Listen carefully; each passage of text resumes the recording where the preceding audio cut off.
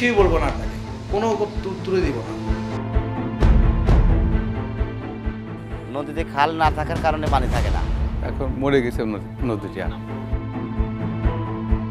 এই পানিতে কিভাবে গোসল করেন? করি রে বাবা, এখন না থাকলে ওই ভালো আমাকে রে। কিভাবে আবার নাব্যতা ফিরিয়ে আনা যায় এটা আশা করি একটা সুরাহা হয়ে যাবে।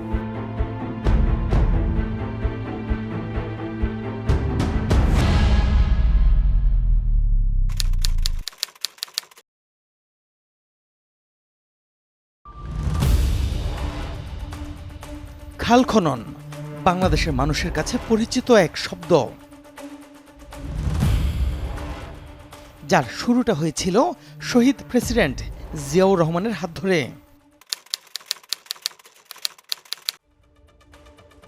সেদিন জিয়াউর রহমান যশোর জেলার উলাসী খাল খননের মধ্য দিয়ে এই কর্মসূচি শুরু করেন। পরে এটি জিয়া খাল নামে স্থানীয়দের কাছে পরিচিতি পায়। বিএনপির সোশ্যাল মিডিয়া পেজের তথ্য অনুযায়ী ১৯৭৯ সাল থেকে ১৯৮১ সাল পর্যন্ত ২৭৯টি প্রকল্পের মধ্যে ৩৬৩৬ মাইল বা ৩,৫০০ কিলোমিটার খাল খনন করা হয়, যার ফলে ৮০ দশকের শুরুতেই খাদ্য উৎপাদন বৃদ্ধি পায়। বর্ষা মৌসুমে পানি ধরে রাখা এবং শুষ্ক মৌসুমে সেচ ব্যবস্থার মাধ্যমে কৃষিতে স্বনির্ভরতার লক্ষ্যেই মূলত এই কর্মসূচি শুরু করেছিলেন তৎকালীন প্রেসিডেন্ট জিয়াউর রহমান, যা জিয়া মডেল নামেও পরিচিতি পায়।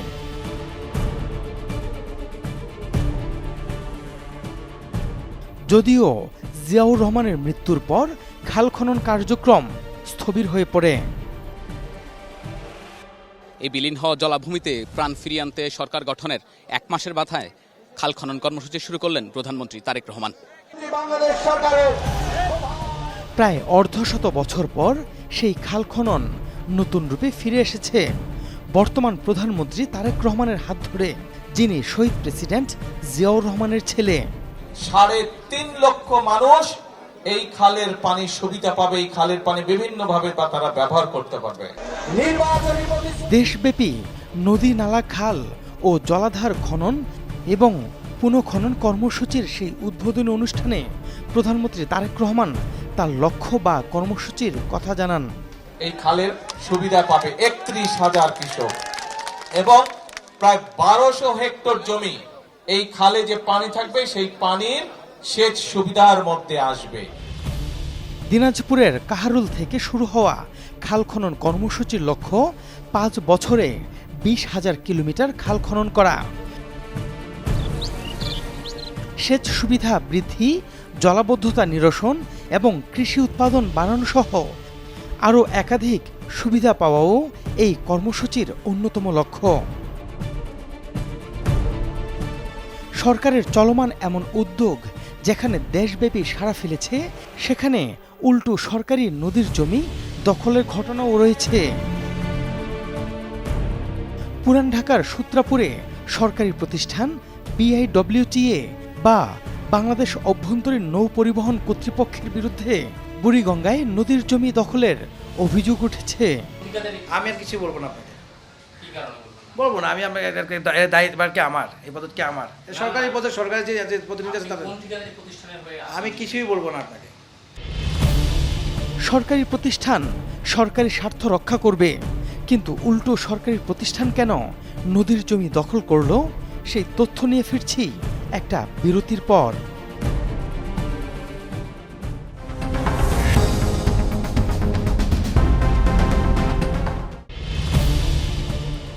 দখল আর দূষণে পুরান ঢাকার বুড়িগঙ্গার অবস্থা কাহিল। গত কয়েক যুগে ঐতিহ্যবাহী এই নদীটি বাঁচাতে নানা উদ্যোগ নেওয়া হয়েছে, তবে সফলতা নেই বললেই চলে। বর্জ্য থেকে শুরু করে মলমূত্র এবং ময়লা আবর্জনা সবকিছুর নিরাপদ বাগার বুড়িগঙ্গা, তার উপর দখল। দোকানপাট, কলকারখানা, ব্যবসা বাণিজ্য ঠেকেছে বুড়িগঙ্গার উপর। সবশেষ সরকারি প্রতিষ্ঠান BIWTA এর বিরুদ্ধে বুড়িগঙ্গা নদীর জমি দখলের অভিযোগ উঠল। আমি আর কিছু বলবো না আপনাকে। বলবো না, আমি আপনাকে দায়িত্ব কি আমার, এই পদ কি আমার, সরকারি পদে সরকারি যে প্রতিনিধি আছে তাদের আমি কিছুই বলবো না আপনাকে, কোনো তুলে দিব না। সূত্রাপুর মৌজার এই জমিটি বুড়িগঙ্গা নদীর, কিন্তু দিনে দুপুরে সেটি ভরাট করে বাউন্ডারির দেয়াল নির্মাণ এবং ভারী স্থাপনার কাজ চলছে। প্রায় 4.5 বিঘা সম্পত্তির এই জায়গাটি বুড়িগঙ্গার কোল ঘেঁষে দিনে দুপুরে সরকারি সম্পত্তি দখল করে নির্মাণ কাজ চললেও সংশ্লিষ্ট কেউই এ নিয়ে আনুষ্ঠানিক বক্তব্য দিতে চাননি। যতটুকু জানা গেছে, বাংলাদেশ অভ্যন্তরীণ নৌ পরিবহন কর্তৃপক্ষ জায়গাটিতে স্থাপনা করছে। বিষয়টি জানাজানি হওয়ার পর স্থানীয় এসিল্যান্ড অফিস ঢাকা জেলা প্রশাসক কার্যালয়কে লিখিতভাবে অবহিত করে। আমি বলতেছি যে এখানে যেহেতু আপনার পাশে একটা কাজ হচ্ছে জাস্ট এই বিষয়টা আমি আমার অফিসকে অবগত করেছি যে এই কাজটা হচ্ছে, এবং আমরা যে তথ্যটা দিয়েছি এটা একবারই র ডাটা। সরকারি প্রতিষ্ঠান নদীর জমি দখলদার হলে সুযোগ সন্ধানীরা উৎসাহী হয়। কেউ কেউ এটিকে উদাহরণ ধরে নিজেরাও দখলদারি হতে পারে। বিষয়টির গুরুত্ব বিবেচনা করা সরকারি সংস্থার কাজ, যদিও বাস্তবে দৃশ্যমান কোনো ব্যবস্থা দেখা যায়নি। রাজধানীর বুড়িগঙ্গা ছাড়িয়ে এবার ঢাকার বাইরে যাব। সম্প্রতি প্রধানমন্ত্রী তারেক রহমান নদী খননের উদ্যোগ নিয়েছেন। সেই উদ্যোগের অংশ হিসেবে আমরা এমন একটি নদীকে খুঁজে বের করেছি যার কাগজে কলমে অস্তিত্ব থাকলেও বাস্তবে মৃত।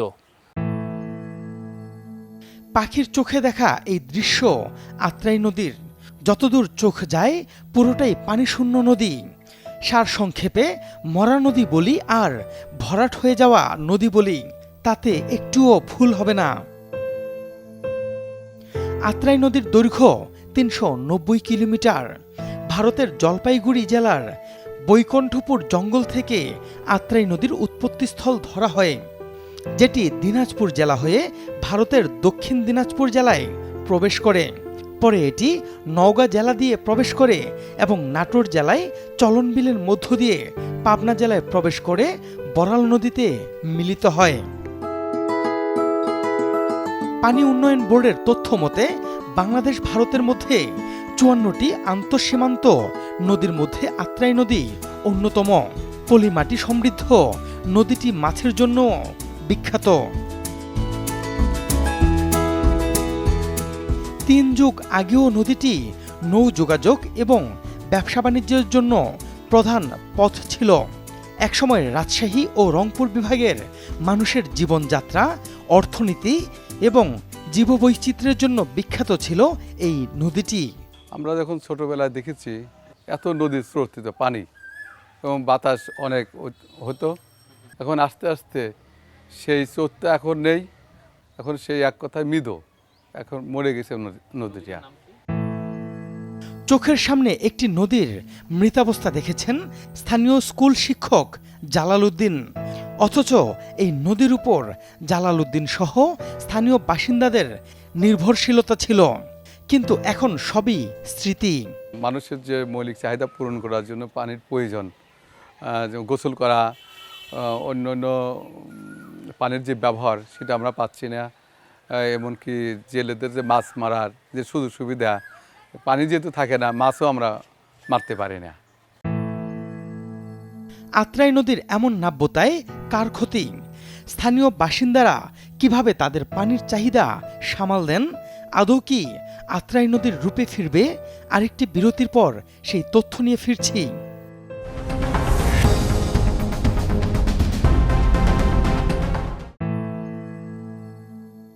স্থানীয় বাসিন্দাদের মতে আত্রাই নদীর নাব্যতা শুরু হয় প্রায় 3 যুগ আগ থেকে। আস্তে আস্তে তা স্থায়ী রূপ নেয়, অর্থাৎ সংস্কার বা সময়মতো খনন না করায় নদীর বড় একটি অংশ ভরাট হয়ে যায়। ফলে শুষ্ক মৌসুমে পানির চিহ্ন যেমন দেখা যায় না, তেমনি বোঝা যায় না এটি নদী নাকি সরু রাস্তা। 5-7 বছর ধরে এই আত্রাই নদী পানি থাকে না। আত্রাই নদীই নাই, নদী শুকিয়ে গেছে, এখন বর্তমান বড়িয়ে গেছে, তো বড়টা হয়ে গেছে। আপনার বাড়িতে টিবালে পানি উঠিয়ে গোসল করে। এখন আর্সেনিক থাকলে কিছু করার নাই, গোসল করা লাগবে। কৃষক সাইদুল শেখ ও তার পরিবার একসময় আত্রাই নদীর পানির উপর জীবন জীবিকা নির্বাহ করতেন। নদীর অস্তিত্ব বিলীন হওয়ায় শুধু পেশাতেই সংকট পড়েনি, জীবিকা নির্বাহের ব্যয়ও সামলাতে হিমশিম খাচ্ছেন। এই পানি যেটা তেল প্রচুর টাকা দাম, 1 লিটার তেলের দাম 170 টাকা, 1400 টাকা বিঘা ডিজেল লাগতেছে। এই পানি বিনে পানি নাই, পানি যদি থাকতো আত্রাই নদীতে তাহলে কিছুটা হলেও বাঁচতাম আমরা। তাহলে একবার যদি 1 বিঘে বইতে 1400 টাকা লাগে, 4 বার ভিজে নেবে তাহলে কত টাকা লাগবে? একই অবস্থা স্থানীয় অন্য কৃষকদেরও। তারাও জীবন জীবিকা নির্বাহ করতেন আত্রাই নদীর পানি কেন্দ্রিক। বাপদাদার আমলের সেই পুরনো জীবিকা নির্বাহের পেশায় টিকে আছেন ঠিক, কিন্তু রোদে পড়ে ছারখার হয়ে। পানি থাকছে, মাছ মারছি, আমরা তো পলুতে মাছ মারছি নিয়ে, মাছ মেরে মেরে আমরা হাজার হাজার লোক হয়েছে, ওই অন্তে পানি আনি দিছি। মানে চারদিক থেকে বৃষ্টি বাদলে মাটি ধুয়ে ধুয়ে আস্তে আস্তে নদী ভরিয়ে গেছে। পাম্প হাউস করছে, জায়গায় জায়গায় সুইচ গেট করছে, কিন্তু কাটে নাই। একবার একটু হালকাভাবে কাটিয়ে গেছে, পরবর্তীতে আর কাটে নাই। সামর্থ্যবানরা গভীর নলকূপ স্থাপন করেছেন, আর সামর্থ্যহীনরা কোনো রকমে দিনাতিপাত করছেন। ফলে অসুখ বিসুখ তাদের নিত্যসঙ্গী। এই পানিতেই গোসল করেন? হ্যাঁ, তো এই পানিতে কিভাবে গোসল করেন? ওই রকমই করি রে বাবা, এখন না থাকলে ওই ভালো আমাদের রে। স্থানীয় মানুষের বক্তব্য এবং আমাদের অনুসন্ধান বলছে, কাশীনাথপুর থেকে সুজানগর হয়ে পাবনা জেলার শেষ সীমানা পর্যন্ত প্রায় 30 থেকে 35 কিলোমিটার পর্যন্ত আত্রাই নদী পানিশূন্য হয়ে থাকে। কয়েক বছর আগে পানি উন্নয়ন বোর্ডের উদ্যোগে প্রায় 500 কোটি টাকা ব্যয়ে আত্রাই নদীর একাংশে তালিমনগর পাম্প হাউস করা হয়। উদ্দেশ্য বর্ষা মৌসুমে পানি ধরে রাখা এবং শুষ্ক মৌসুমে সুষ্ঠু বন্টন। কিন্তু এই পাম্প হাউস কার্যত কোনো কাজে আসেনি, বরং সরকারি বিপুল অঙ্কের অর্থ গচ্চা গেছে বলেই মনে করা হয়। বিপুল অঙ্ক ব্যয়ে নির্মিত এই পাম্প হাউসকেও আত্রাই নদীর এমন করুণ অবস্থার জন্য দায়ী করেছেন স্থানীয়রা। প্রশ্ন হচ্ছে, পানি উন্নয়ন বোর্ড কি বিষয়টি জানে না, নাকি ভিন্ন কোনো কারণে আত্রাই নদীর এমন অবস্থা? উত্তর জানতে স্থানীয় পানি উন্নয়ন বোর্ড কর্মকর্তার মুখোমুখি টিম সার্চলাইট। যে এরিয়া দিয়ে ড্রেজিংটা হবে ওইখানে কিছু মানুষের ব্যক্তিগত জমি বা এরকম কিছু একটা আছে যারা বাধা দিচ্ছে, এরকম আমি যতটুকু শুনছি। এর কারণে কিছুটা লেন্দি হচ্ছে। হ্যাঁ, এবার আমাদের এমপি মহোদয়ের যথেষ্ট আন্তরিক আছে, আমি যতটুকু জানি। বাজেটও চাওয়া হয়েছে। এখন আর কোনো যদি সমস্যা না থাকে বা টেকনিক্যাল কোনো প্রবলেম না থাকে, তাহলে এবার হয়তো হতেও পারে। পানি উন্নয়ন বোর্ড কর্মকর্তা যে তথ্য দিলেন তা সাধারণ মানুষের সাথে না মিললেও নতুন উদ্যোগ সাধারণ মানুষের মধ্যে স্বস্তি ফিরবে যদি সেটি বাস্তবায়ন হয়। দেখা যাক স্থানীয় উপজেলা নির্বাহী অফিসার কি বলেন। তো আমি পানি উন্নয়ন বোর্ডের সাথে কথা বলেছি, এই নদীটার প্রবাহতা কিভাবে সঠিক করা যায়, কিভাবে আবার নাব্যতা ফিরিয়ে আনা যায়। তো তারা এই বিষয়ে ব্যবস্থা গ্রহণ করছে। আশা করি একটা সুরাহা হয়ে যাবে। স্থানীয় সংসদ সদস্য বলছেন, এটি খননে উদ্যোগ নেওয়া হয়েছে, দ্রুত খনন কর্মসূচি শুরু হবে এবং স্থানীয় মানুষের সুফল পাবে। অলরেডি আইএমইডি সার্ভে করে তারা রিপোর্ট প্রদান করেছে এবং সেই রিপোর্টের ভিত্তিতে পানি উন্নয়ন বোর্ড ডিপিপি প্রণয়নের কাজ করছে। আশা করছি যে ডিপিপি প্রণয়ন হলে একটাকে হবে, একটাকে পাস হলে আমরা এটার পরিপূর্ণ খনন, যেটা মানে নদী বলতে যা বোঝায়, এবং যাতে করে কৃষক উপকার পায়। বাস্তবে আত্রাই ফিরে পাক তার ভরা যৌবন। শুষ্ক আর ভরা মৌসুম নয়, পুরো বছর জুড়েই আত্রাই হয়ে উঠুক পানিতে টুইটুম্বর। নদী পাক নিজের রূপ, আর মানুষ পাক তার পুরনো সেই আত্রাইকে। মাছ আর পানিতে কৃষকের মুখে মন খোলা হাসি ফিরুক, এই প্রত্যাশা। দর্শক, সুনির্দিষ্ট কোনো তথ্য, পরামর্শ কিংবা অভিযোগ থাকলে যোগাযোগ করতে পারেন স্ক্রিনে দেখানো নাম্বারে। জানাতে পারেন সামাজিক যোগাযোগ মাধ্যমেও। আপনার দেয়া তথ্যে সমাজের রন্ধ্রে রন্ধ্রে ঘাপটি মেরে থাকা জমাট অন্ধকারে আলো ফেলবে টিম সার্চলাইট। অনুসন্ধানের আলো হাতে দেখা হবে অন্ধকার পথে।